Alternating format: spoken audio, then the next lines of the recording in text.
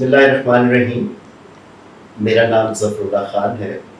میں parliamentary research group کا convener ہوں اور میرے لکھنے کے معاملات میں دلچسپی پارلیمانی تاریخ پہ بھی ہے.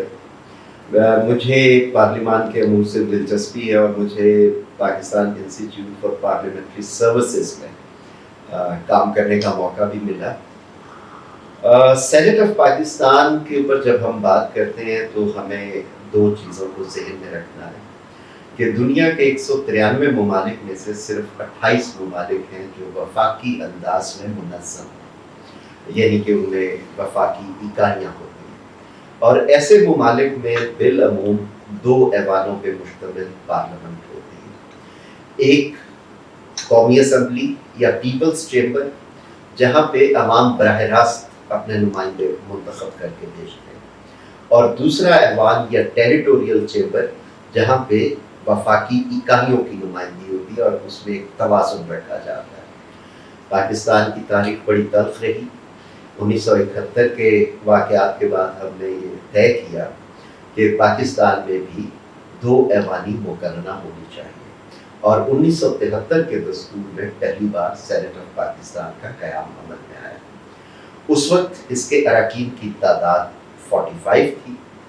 چاروں صوبوں سے 10 معزز اراکین منتخب ہوتے تھے، اسلام آباد سے 2 اور اس وقت کے قبائلی علاقہ جات جنہیں فاٹا کہا جاتا تھا وہاں سے 3. جب دوسری بار الیکشن ہوا 1977 میں، اور اس وقت اس کی عمر 4 سال ہوتی تھی کہ 2 سال بعد آدھے ریٹائر ہو جائیں گے، پھر نئے آئیں گے، اور یہ ایک ہاؤس آف کنٹینیوٹی ہوئے گا.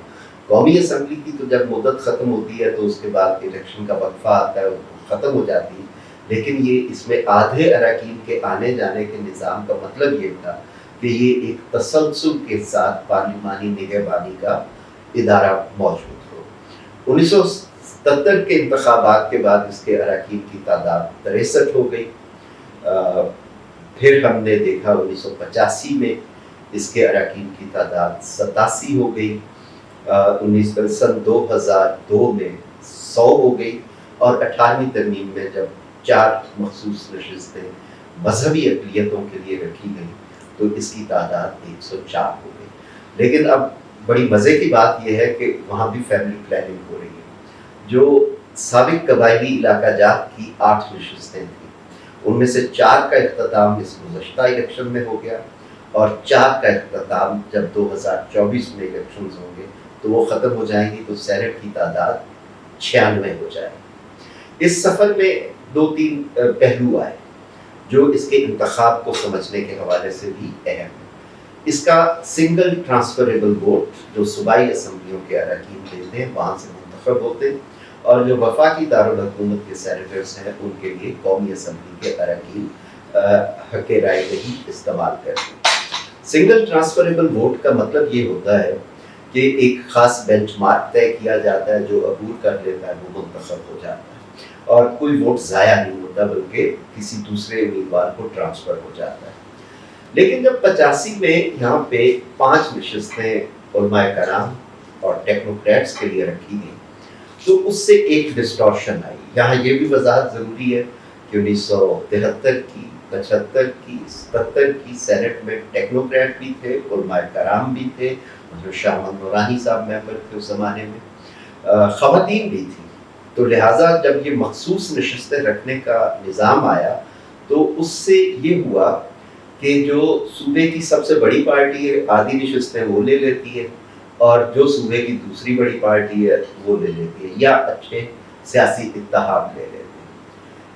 جب مشرف صاحب نے 2002 میں خواتین کی نشستیں رکھیں 4 ہر صوبے سے، تو ٹیکنوکریٹ اور علماء کرام کی ایک نشست کم کر دی گئی. اس وقت 4 سیٹیں علماء اور ٹیکنوکریٹ کے لیے، 4 خواتین کے لیے، اور 1 مذہبی اقلیتوں کے لیے. اور مذہبی اقلیتوں کی سیٹ جب رکھی گئی تو وہ سب سے بڑی پارٹی اسے لے جاتی ہے، کیونکہ اسی کے پاس وہ عددی نمبر ہوتا ہے. اگر ہم سارا تعداد کر دیں وہی، اور پارٹیوں کو پابند کریں کہ وہ علماء کرام کو بھی ٹکٹ دیں، وہ ٹیکنوکریٹس کو بھی ٹکٹ دیں، وہ خواتین کو بھی دیں، وہ مذہبی اقلیتوں کو بھی دیں، تو وہ جو اس کا ایک اوریجنل اسپرٹ تھی وہ ریسٹور ہو سکتی ہے۔ سینٹ کی اہمیت قانون سازی میں، اگرچہ اس کے پاس مالی اختیارات نہیں ہیں، لیکن سن 2002 کے بعد اس کے سامنے بجٹ لے کیا جاتا ہے اور اس پہ بحث ہوتی ہے، اور وہ اپنی سفارشات قومی اسمبلی، جس کے پاس مالیاتی بل کا اختیار ہے، اسے بھیجتے ہیں، اور اگر وہ مناسب سمجھے تو ان تجاویز پہ سے کسی پہ ان کو قبول کر سکتے ہیں۔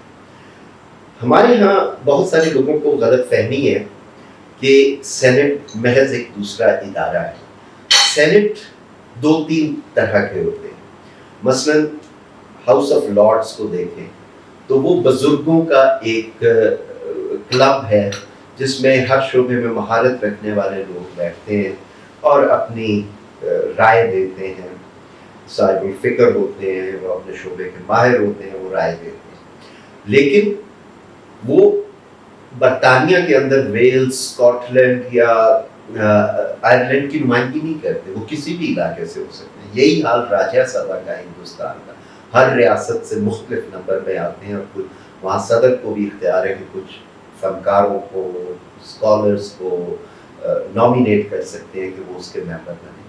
ہماری سینٹ امریکن سینٹ یا جرمن سینٹ کے زیادہ قریب ہے، وہ اس اعتبار سے کہ امریکہ میں بھی کیلیفورنیا سے 54 اراکین ہاؤس آف ریپرزینٹیٹیو الیکٹ ہوتے ہیں، لیکن کیلیفورنیا سے بھی 2 سینیٹر آتے ہیں، اور بہت چھوٹی سی ریاست ہے یوتا، وہاں سے بھی 2 سینیٹر آتے ہیں، یعنی کہ ٹیریٹوریلی اس کو ایکولائز کرتے ہیں، جس کی وجہ سے اس کے پاس ایسا اختیار ہوتا ہے کہ اگر آپ نے آئین میں ترمیم کرنی ہے تو کم از کم 3 سے زیادہ صوبے مانیں گے تب آئین میں ترمیم ہوگی، جبکہ قومی اسمبلی میں شاید 2 صوبے مانیں تو بھی ہو سکتی ہے۔